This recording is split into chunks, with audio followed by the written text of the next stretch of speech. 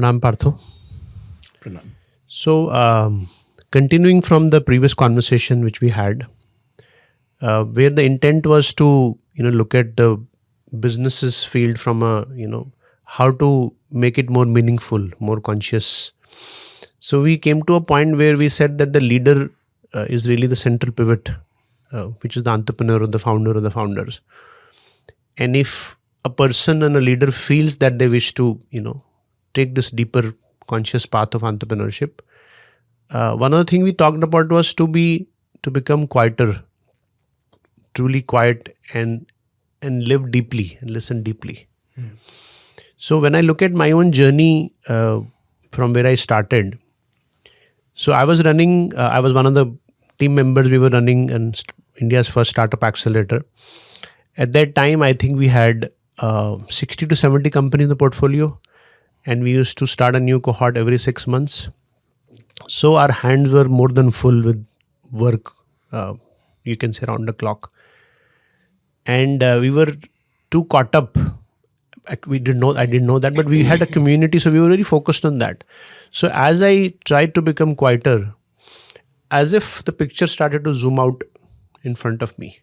Like I realized that we were only looking at our 70, 80 companies portfolio and maybe 100 people ecosystem, but not looking at the startup ecosystem as a whole. So this brought us to see what was happening in the ecosystem, which was different than like when we had seen the ecosystem few years back before we became busy with our own work.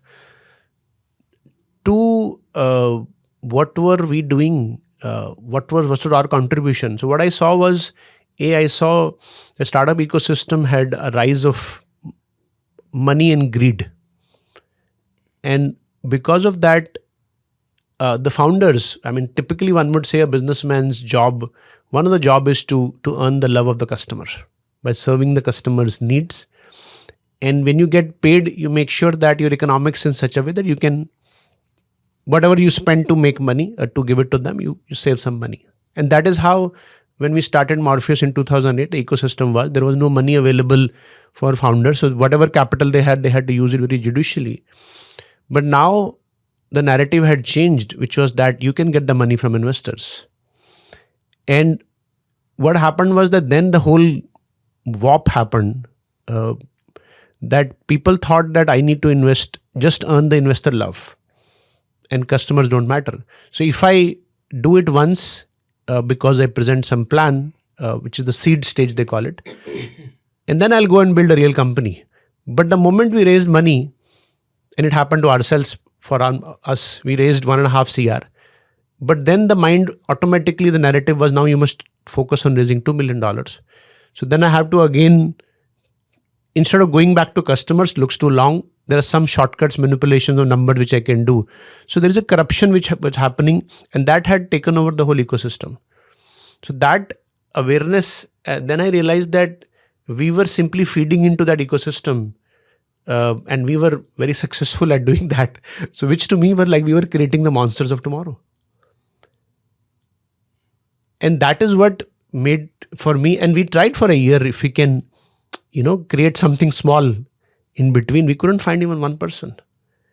So the point I want to make was that as I became quieter, there was an automatic zoom out where I could see the system at a more larger scale.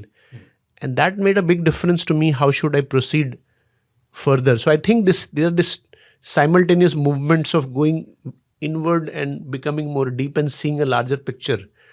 So and you live at very nice, interesting depths and height. So I wanted to ask you, from where you are, how do you see the system basically? Like the current system which we have, which has been around, let's say the few hundred years at least, with the industrial capitalistic. And how does that operate? What does it do to people who want to build companies? What does it do to the society itself, to the planet? And in contrast, if there was a new emergent conscious ecosystem, how will that look like, and what will it do to entrepreneurs and to the society itself, and how important it is?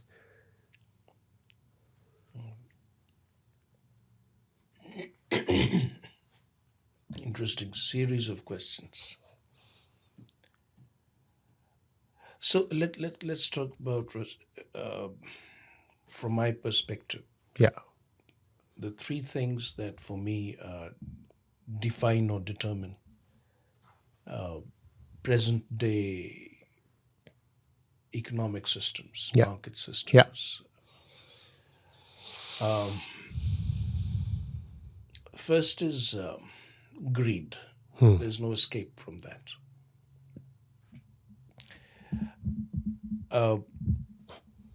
Then we have accumulation that follows from greed.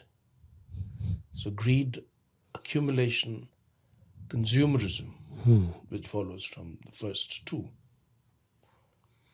And this involves a lot of scaling at all levels. Scaling along the consumerist axis, along the Yes. accumulation axis, Yes. and along the greed axis. Yes. This everything needs to be scaled. Yeah. Everyone and everything is about numbers. Yes. So much so that from the industrial paradigm where numbers are very important, it has come down to even schooling and education where numbers are very important. Yes. Because education has become a business actually. Yeah. It's primarily being run as a business, nothing else. Yes. Because it's the same Yeah. thinking, Yes. the same reasoning. Yep. And let's call it that's the essential capitalist reasoning. So if we are thinking of a new world order, the future of this planet itself, because even the planet, in fact, I should say not even the planet is the first casualty of this whole Yep. thing, of these three things that I've just talked about. So if we are talking about a new world order, a new kind of living on this planet, which is compassionate, which is wise, which is loving and caring, then we have to start with greed. And this is, for me, the question of questions. Is the question that's going to determine the future of civilization, it will determine the future of the human species. Because I see greed everywhere, in everything, there's greed. So, how do we get beyond greed? How do we, as a species, how do we become a non greedy species? And then there's the question of accumulation, because if we start addressing our greed, we will start addressing the question of accumulation. And think about it. Accumulation is what determines this whole habit of accumulation, is what determines all socio-economic systems today. Our markets, our banking, our investments, everything comes from that paradigm of accumulate, accumulate, accumulate. Therefore, scale, scale, scale. So where there is accumulation thinking, there will be scale thinking, and that is what will determine consumerism. Everything is consumerism. Even the child coming to school is considered a consumerist. Yeah. Yeah. So everything is looked at through the lens of what can be consumed, what cannot be consumed, and how to improve consuming, how to make that more glamorous, more compelling. Yep. So you have selling, you have advertising, that whole thing again. Yep. So selling, making, selling, these are all parts of the consumerist structure. So we have to address greed, which will address accumulation, which will then address consumerism. So as I see it, the future of the human species on this planet will be defined not by greed, but by something that will emerge, which will, I don't want to say the opposite of greed, because I don't know what is the opposite of greed. It's not, it's, I think, letting go. Yeah. Opposite of greed, letting go. Opposite of greed would be contentment. Yeah. Or working for, as you say, Jan Kalyan. Yes, because you will still work. There's a thinking and different kind of working for drive. the universal good. Yes. These are all ramifications of that which is not greed. Would you say that greed, if the greed is, let's say, wanting more and more, is one way Wanting to, more and more, and wanting more than you need. yeah, infinitely. Yeah, in wanting more than you need. Who needs most of the things we have today? You don't need. So would that be, can we say that somewhat opposite of that would be wanting to be more and more? Like sometimes you say that Yes. to shift from having to Yes. being, basically. Shift from having to being will be the first, most important. I would say a seismic shift for the human species and civilization, from having to being, and that is where you're making a profound spiritual shift. Because that's the moment you shift from having to being, you're shifting from materialism and consumerism to spirituality. Yeah. So that will be the first. So if I have that calling, to be more and more, Yeah. and entrepreneurship can be my expression or my vehicle to do Absolutely. that. So that would be for me the right reason to pick Yes. my field of life and work. Yes, all work, not just entrepreneurship. It's all work that we do will be an expression of being rather than possessing. So I would do any work or any entrepreneurship, any job, because it allows me to be more and more. That becomes my Yes, so reason the to moment choose. you say being, you're talking about consciousness. Yeah. So being would be, if when you say be more and more, what does that mean? It means to be more and more conscious, Yeah. And grow. more and more sensitive, Yeah. more and more perceptive, more and more compassionate, Yeah. wiser, more loving, more giving. All that will come from being more than just accumulating more. So the accumulation thing will also change to it will shift to giving instead of accumulating, letting go again, giving, replenishing what we have taken for ourselves. See, also, I think the paradigm. So when you do this shift, right, instead of trying to be more and more externally, more and more internally, then you also see that it's not a limited resource competition. So there you So I want to enable everybody else to be, right. Then you giving. made a very important point. I'll just go back to that yeah. before we come to your question. So when we shift from having to being, we are shifting from the outside to the inside. Yes. Because having is external. Yes. You can only have something which is external to you. Yeah. But being is internal, is what you are and what you become. Yes. So when that shift happens, everything shifts with it. Yeah. Think about it. Schooling, education is the first thing that will make this shift. Yes. Because our schooling today is based on the paradigm of having. Yes. Having knowledge, having information, having degrees, having whatever you can think of. And suddenly your whole education will shift to being. Yeah. So that will change schooling as we know it today. Yeah. Schooling, university, the job market, everything will change from having to being. So we are moving from the dimension of externalization to the dimension of inwardization. Yes. From object to subject, from materialism and consumerism to being and becoming. Yeah. And see, in that paradigm, if I meet somebody, and let's say whatever reason I have certain assets or certain things, but I'm not competing with somebody. So whatever I can give to them, the competition to enable them be more, it's actually good. Because so in the being paradigm, competition will lose all meaning. Yes. How are you going to compete in terms of being? You can't say that I will be more conscious than you, because then that itself is showing that you're not as conscious. You can say I want to be more conscious, because then it's not. You see, it's not being more conscious is not a scaling thing. It's not measurable. It's not quantifiable. So whatever is not quantifiable or measurable along certain scales cannot be scaled. Yeah. So you can't say I'm more conscious than you. You're conscious, I'm conscious. We are both growing in consciousness simply because consciousness is infinite. Yeah. So you see how everything changes. You're not going to be impressed by people who have a lot of money, who have businesses, who have this huge net worth, or who have properties. Those things will no longer impress you now. Yeah. Now, the only thing that will impress you is what a person has attained in his or her being. Yes. How conscious that person is. What kind of wisdom has he attained? Then you will not look for billionaires. Then you will look for Buddhas. Yeah. Yeah. And so you see the whole paradigm of civilization will shift. And see, what comes to me, Partha, and it has happened also in our life, is that the external is still there. It's real, And who's building that external? Let's say I drink coffee. I like coffee.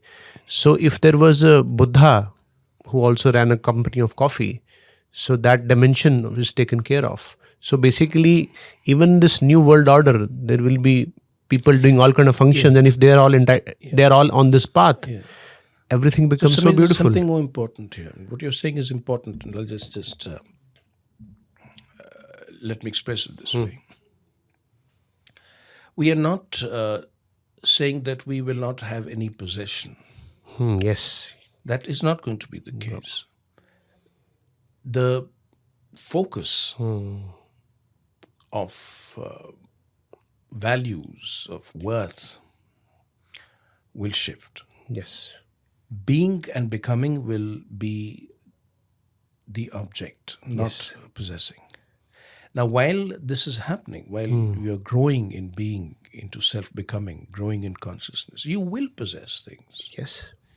But then there'll be tools only. There'll be things that you need. You need coffee, for instance, as you just said. So you will need coffee. Yeah. But in our present paradigm, we are defined by what we need and what we possess. Yes. Our possessions define us. Our self-worth is defined and determined by what we possess. What we're talking about now is our self-worth will be an expression of what we are. Yeah. And what we possess will have very little value. I mean, it's okay, I need it and I have it. So what's the big deal? I need a phone, I have a phone. I need a car, I have a car. But these are tools I'm using. It in no way, the car that I have, in no way defines me. To say that what I possess, my house or my car or my bank balance, defines me would be a very childish statement. It would be very childish thinking. Yeah. Because what you possess does not define what you are. What you are expresses what you are. So you see, this is the paradigm shift we are talking about. No, absolutely, I agree. And I think what I experienced, again, you had shared that long time back, that once you come to the paradigm of being, then the life, one very simple way of living life is whatever expands your being. Yes. In terms of internal, external relationship, food, coffee, you choose that. That becomes your only sort of marker. Yeah. And whatever shrinks your being, sort of step away from that. So to me, that has helped me to say, as simple a thing of how do I choose which coffee to drink? I just go by that feel, whatever expands. Right. I drink that, and what I have seen is that when this coffee is being made by an organization which is also run by somebody on a similar paradigm, then it's the most direct impact. Yes. So then it leads to so this internal shift then begins to go back into the external and begins to help set up a new world order, which is shared basically, right? Because this is my context, right. is a one shared. thing leads to another. Yeah. And yes. And with so much of the world being created by entrepreneurs today, if they have a shift in entrepreneurs' inner being from this side, I think. But let's not make a mistake about it. I agree with all that you're saying, except that when this paradigm shift happens from having to being, we are also shifting away from greed and accumulation and consumerism. So we are shifting away from scale. Yeah. So the future world will necessarily be a world of the small. Numbers will, more and more numbers will lose significance. So as humanity begins to think more in terms of what and why than in terms of how much, everything will change with it. So I do not see the future world or the future world order based on numbers at all. Yeah, I agree with you. This whole obsession with scaling will have to cease altogether. Instead of scaling in terms of numbers, you will be deepening in terms of consciousness. Yeah. That has to happen. Because the moment we switch to the paradigm of being and evolution, then the axis is Yes. growth of Yes, yes. consciousness. Think It's of not. your coffee that Yeah, you're yeah. talking about. Yeah, yeah. If you want to manufacture, or I don't know if that's the word, produce coffee of that kind, you don't manufacture. You produce coffee from beans. So if you make that kind of coffee which will appeal to a person like you, then I cannot make it at a scale. No, it is true, Partho. I can only make it out of my consciousness and my love for coffee. Yes, So yes. that coffee that I will produce will necessarily be small. It Yes. cannot be done on a factory level. No. You see, so everything will go like that. Everything that will be of value to us, even in terms of having, everything that will be of value to us will be handcrafted, will be infused with consciousness of the maker. Yeah. Yep. It will not be soulless factory productions. So you see, that also will change. So, one thing which comes to, and so first of all, as a fact, the coffee which, you also like that coffee. It's made in small batches. Yes. These guys roast, but they also source from estates, which are small estates Yes. run by individuals who have that love and devotion for coffee. So what you're saying is right. Also, I think when we talk about scale today, it's a scale which is owned by one organization. Like I want to be a big organization. Right. So tomorrow, as consciousness scales, if you might use that word, then there will be so many people individually growing so many good coffee that, and you can buy from anywhere. It won't need to be of the same brand, because what you're looking for is consciousness. Yeah. Because the idea of ownership itself will dissolve basically. Yes. Like Yes. that access of, The concept of ownership, I see, will change to the concept of service. yes, And again, love. It's a very strange word to use in this context, but I see that as we shift towards this new world order, instead of saying that, "Oh, I want to make money and therefore I make it," you'll say that I love to do this, therefore I do it. So the expression itself will change. Yeah, People yeah. will not do a thing because they want to make money out of it. That's greed. yeah, But people will do a thing because they love doing it. So that's service. When you do something out of love, yes, then it turns it from consumerism to service. absolutely, absolutely. So all these shifts will happen simultaneously Yeah, in, so- in all aspects of human life. No, also scale also I think to me means control, because Scale you want to means produce the control, same yes, thing. yes. It means uniformity. Both Yes, are anti-evolutionary. Yes, and it leads to scarcity of resources. Yeah, It leads to shrinking of resources. Yeah, and- Whereas this paradigm will be, as I said, replenishing, Yeah, returning what we take so greedily away Yeah. from the environment, from the planet, to return, to replenish. So our whole concept of taking all the time will be replaced by replenishing, giving back, nurturing.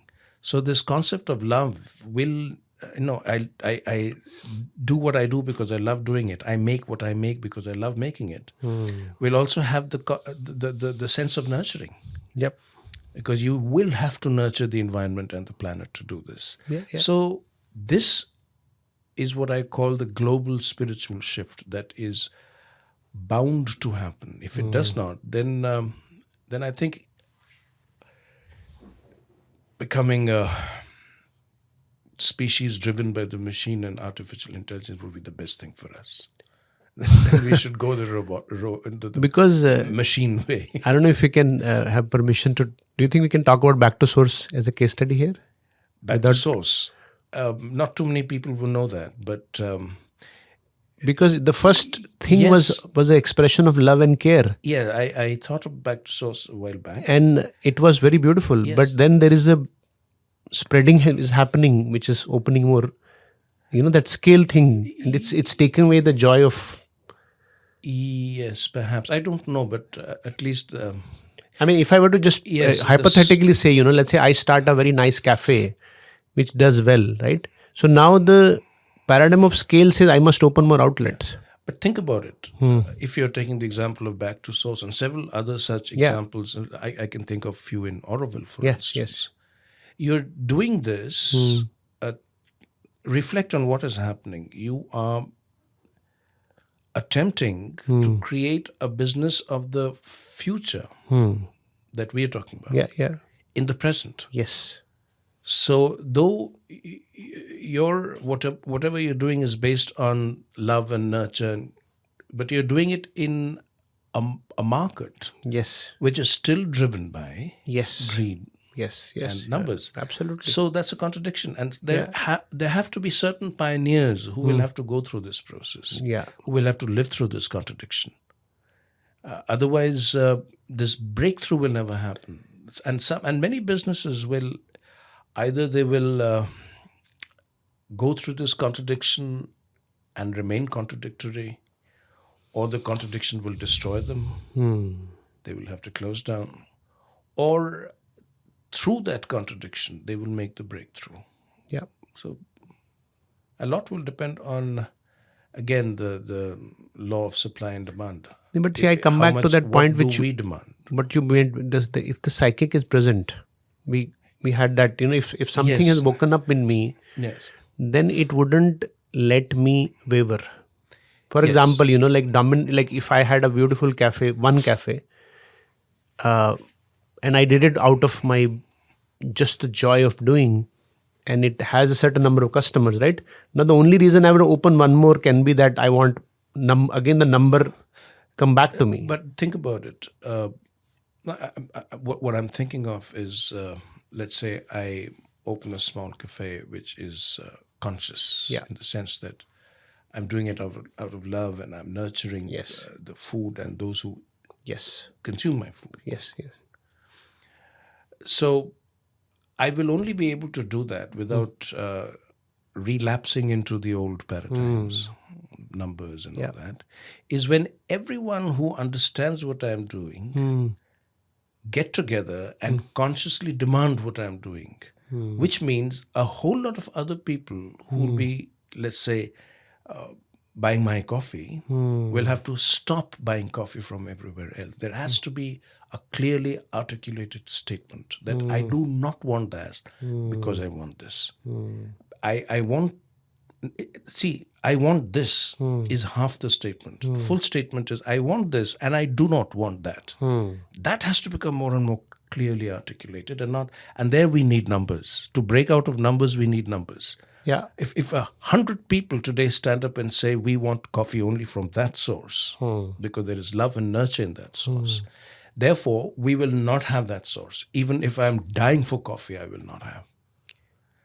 That will start changing things. So I think that is absolutely true. It's a fact, and it brings me to another aspect. Then, from an individual journey of an entrepreneur to a community, Community, very which is important. an alternative. What do you say? Sustainable social structure. Yes. Because see, we've been running Supermorphous as a community. Now we have 1,800 people. Yes. And we see this happening with conscious people who are making conscious products. There are a bunch of people in the community who stand up and say, I just want that. I won't have nothing else. 1,800 more people tomorrow have to stand up, Yes. have to come together and say that we want investment only from Supermorphous. Yeah. Yeah. And equally say no to a whole lot of other investors, that you can give us all the money you want. We will not take your money. Yeah. Yeah. Now, that needs courage and commitment. Yeah. And also Schools, we talk about, so many people ask me about that kind of schools we talk about. That why aren't there more schools like that? I always say, where's the demand? Yes. If tomorrow 1,000 parents stand together and say, we want that kind of school, and therefore, equally, we do not want that kind of schools, Yeah. a new market dynamics will start happening. Yeah. And for some time, we will need these market dynamics. Then together, we will be able to make this breakthrough. Yes. I agree with you. So it's a revolution. This is what a revolution is all about. And it's a revolution of consciousness, which means it doesn't exist in time, and it's not about getting it done faster. Yes. Whatever it takes to do, It's getting it done. we That's commit, right. and maybe happens in our lifetime, maybe happens next. We have to continue to Yes. march ahead. Yeah. In fact, one other thing I see is that, because for Supermorpheus to invest money, we first need money. Yes. And, like our current fund is about $6 million. Yes. But We need much more than that. yeah, to and you make look the at the breakthrough. mainstream funds, Yes. they are investing $10 million per investment. Think of when the planet had the first mammals emerging in the backdrop of dinosaurs, and fierce ones at that. Yes, yes. Of course, a mass extinction happened. It helped the mammals. But if that mass extinction had not happened, the mammals would have never come into their own, Yeah. right? So probably what we also need, along with this kind of a revolution that's going to happen, we also need an external event, a mass extinction. So Not in that sense, of course, Yeah. but I use it as a metaphor. Some Yeah. kind of a mass extinction is needed. Partho, our fund is very unique that we have raised it from the community of conscious people, and I see many people actually very happily and consciously allocating that capital. That I would like this capital to be in this such a fund so that such things can happen. So that I think Yes. is what. So Samir, that has to grow. Yes. This is where the revolution will have to Yes. happen. The collective, Yes, strength and yes. consciousness this of people. should lead to so many other things. School is one of the things that absolutely we need to have. Yeah. The next kind of a schooling. See, that's the solution, because the people we are dealing with today, and even our own self, we were trained in the current schooling system. Yeah. So we have all those bugs installed in us, like greed or accumulation, which comes from there, right? So while we can try to address that at some adult level, but actually the true solution is really to have different kind of schools which Yes, don't install these bugs. Everything. I mean, I see a world where you will buy a car which is handcrafted and made with love than, assembly line productions. Yes. I see a world like that happening. Yeah, And yeah. in many ways, I see things are happening at a much smaller scale, of course, but because these things will also be far more expensive in the present situation, Yeah. which is fine. Why not? I mean, if you pay good money for that kind of old product, you can pay that much money for this new, let's call it a consciousness product. So also, Partho, I think as more and more people want, that efficiency will also come in. For example, 3D printing can print stuff on demand, right? But that technology hasn't evolved and matured and become cheaper, because the old paradigm of Yes. scale manufacturing is still holding on. But I think solution will come. How You to see, our dialogue is, we have a context here. Yeah. So our dialogue is placed in a world which is still neither here nor there. Yes. We are here, but so many of us are beginning to feel that we should now move here. Yes. So we're actually, it's a transitional Yes, phase. yes. At least I hope it's a transitional phase. Otherwise, I seriously feel if we don't move towards this new paradigm of being, it's better to become machines. Because the way we have lived so far and what we have done to our planet and to ourselves is tragic. So revolution is what we need. Yep, I think. So I think, Partho, so if you look at the entrepreneurship as a topic, there are a few very important sort of, I would say, big strokes. One is this whole idea of wealth. Because to be an entrepreneur, you need wealth Yes, you to do. create. And as a result of your action, wealth creation and distribution happens.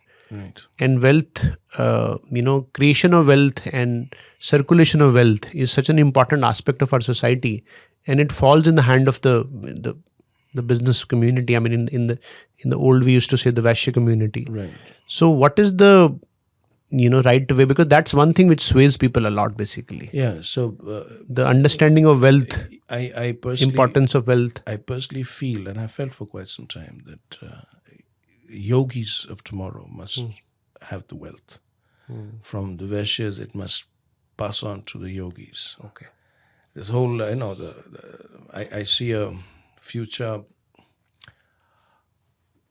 what should I say, population that will be Brahmin in the mind and Vaishya in the body and Kshatriya in the courage and Shudra in service. One being that will bring these four aspects together and get the control of wealth. It's a very interesting. And use that wealth, that control for a higher evolutionary purpose. That's very interesting. So instead of seeing them as four personalities, one personality, when all of them have come to its integrate fullness. the four. This is the whole purpose of the what we call the caste, because as long as we are fragmented, we are not going to get anywhere. So the Shudra consciousness has to come to our service industry, service. And the Vaishya consciousness, Vaishya bhav, has to come into the way we make money, the way we do businesses. The Kshatriya bhav has to come into the way we live, the strength of the body, And manage. the immunity of the health, and the Brahman bhav, the Brahman consciousness has to be in the mind and knowledge. Then we become integral. Beautiful. And how does one see, because another important component of entrepreneurship is team. Yes. So you will build a team which will be part of your own process and mission. Yes. So they impact you. So you need to see who are you getting in, and your actions impact them. The leader, Yeah. the team will first we have to understand your team will be an expression of your being. Yeah. An entrepreneur or a leader makes the kind of team that he or she is. So if you have an unconscious team around you, you can be pretty sure that you're unconscious. You're working out of unconsciousness. You may have little flashes of consciousness, but on the whole, what you're doing and how you're living is unconscious. If you're very conscious, you simply will not have a team around you which is not conscious. So the rot starts from there. Today, when people say, that if we have to have a conscious work, we have to have conscious people, we don't get conscious people, therefore we have to compromise. I don't believe all that, because you started off wrong. If you started off consciously, you wouldn't have ended up with unconscious people. And if you are truly conscious, again in touch with something deeper inside you, you'll be able to see through people. I mean, a truly conscious person, or one who is in touch with something deeper within himself or herself, is able to see through people, that who's bringing what. So you can't be taken for a ride there. So the team that you make is so much an expression of what you are and what you want to become. And then that empowerment of the team is the next important thing. So not only do you create a conscious team, you empower that team to take that consciousness beyond themselves and create their own teams. What is the true role of an entrepreneur or a leader? Is to create more leaders and entrepreneurs, isn't it? Yeah. I've always believed the true function of a teacher is to create more teachers, not students and followers. I mean, that's, again, childish thinking, that a guru must have followers. I say this, a guru must have other gurus. If you want to truly know how solid a guru is, look around him or her. How many gurus are there? You'll find only followers. So gurus have to create gurus. Leaders have to create leaders. Entrepreneurs have to create entrepreneurs. And I'm not saying that everyone has to go and do their own businesses to be entrepreneurs. What I say is there will be a company, there must be companies where you have 10 entrepreneurs doing their own projects for one single organization. Imagine how powerful that company is going to be. Because see, in this paradigm, anyway, Partha, the ownership is the it concept very of different. ownership itself has it's to a be collective different. ownership. Yes, So it's not about your and mine, basically. It has to be ownership of the vision. Yeah. Yes. Ownership of the vision. Yes. The Not values. ownership of, again, having. The paradigm of having is ownership of a so-called company, which is in any case an abstract entity. But in the being paradigm, being and becomings, ownership is of the vision and the will. Yes. So you and I own a company together when both of us own the vision and the will to make that vision happen. Yes. It's not enough to have a vision. Yeah. That vision has to be implemented, lived in reality. If we don't own that, what ownership are we talking about? And another question which comes on this says is that when you put such an exacting standard on who will come and who will they be, then how to find these people? Because that's again the time I want to do it fast. So, I mean, I've always seen this happen in my own lifetime. I've seen that you don't find the people find you. Okay, so you just live and be. Trust me, there are people looking for this kind of company, this kind of work, this kind of leader, this kind of leadership. And seriously, people are looking for it because people are fed up of the old corporate system. People are fed up of being driven like cattle. People are fed up of being dominated by insecure authoritarian beings. People are fed up, but they're helpless. Yeah. They can't go anywhere. They can't choose. And suddenly they have this person who's standing there, shining in his or her own light and saying that, let's do this together. And the light comes through. People know. Deep inside, as I said, deep inside us, everyone knows. So people will come to you. Yeah. So, I mean, I agree with you, and I discussed this with many people. I think on a practical level, what I've seen is that, the financially, let's say I have a company, me and Nandini, two people company, and we are at that standard and we want to have that kind of people. But we should have the capacity financially and personally to continue the journey, like what I call a financial continuity, that you will be able to take this at that Yes. tiny scale, atomic scale, and after that, more money, more people will come as they come. We just don't have that as a target. Absolutely, yes. And this is where the Brahmin consciousness will come into play. This is where you, as an entrepreneur, have to depend on the universe for your wealth, not on people, not on shareholders. Yeah, yeah. That will be the most dramatic and profoundest shift that we'll have to go through. That my money does not come from you, a human being. Yeah. However wealthy you might be, does not come from shareholders or even the market. It comes from the universe itself. Yes. Because the universe wants this to happen. Once you start functioning out of that belief system, everything will change for you.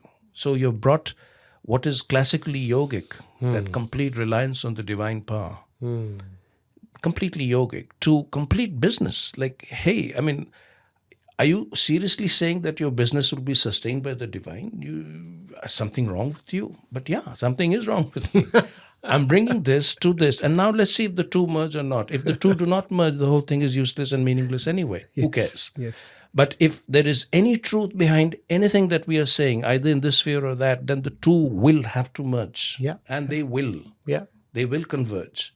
And we will have businessmen Yeah. who will work out of Shraddha in the divine, not because of shareholders and markets. Then the whole thing will change. Yes. So the people, the wealth, the customers, everything will just come. Yes. Everything will. And that's the kind of businessman of the future. Today, if that kind of businessman happens, and there are some businessmen like that, but they keep very quiet because the world will think they're crazy. No one will give you money. This man is mad. He says Narayan will give him wealth. So you have to keep very quiet. Yes, that's true. But then you know the secret. Yes, yes. No? But I think that's a very important point, to be quiet. Because a lot of us you have to be very quiet. Have this maybe benign intent to let other people also do the same thing, and we talk. Yes. And that creates all kinds of confusion, actually. Yeah. So the person who's truly the revolutionary of the spirit is a very quiet person. He doesn't let out, he or she doesn't tell you what. But that person, if you watch that person closely, he or she is doing exactly what needs to be done. But very quietly, invisibly, but powerfully. And the quieter you are, the more powerful your work is. Yeah. And that power will then bring the inspiration to lead people and attract money and everything else. And the right kind of people will be attracted not to what you're saying. Lots of people are saying so many things. So the person who will actually come and work with you to build this new world will not come to you by what you're saying. They will be drawn to you by what you are, which is completely invisible to the rest of the world. But it has such power that it will draw anyone and everyone who's even that much open to this new world order. So are you saying that, for example, if greedy people might draw greedy people, which we do see, there's an equally powerful phenomena where people who are being and becoming will draw that. Compassionate person will draw compassionate people. And the system that these people will create will be compassionate. That's how it will work. And by compassion, I mean something very, very profound. Compassion is a very profound thing. It's not only that I will always do good, but I will do no harm. Wow. And it's not just I will do no harm. I'm consciously not doing any harm. I think the maximum harm we do to everyone and to each other is unconscious levels. We don't know how we are harming others because we are not that open. We are not that conscious. So I shall be good but equally I shall not do any harm. I shall not let the not good breed in my presence. So these are very important things that at least I'm waiting for to So happen. in toward the end, one thing was in my mind, which Sri Aurobindo has said, where he talks about how humanity of today operates from this law of mutual hunger, which is the evolutionary carryover from the animal. But he says that the law of mutual hunger needs to be replaced by law of mutual self-giving. Yes, That's when we'll attain our true yes, potential. yes. From having to be. Yeah. So, okay. Thank you, Partho. This was pretty Thank powerful. you. My pleasure.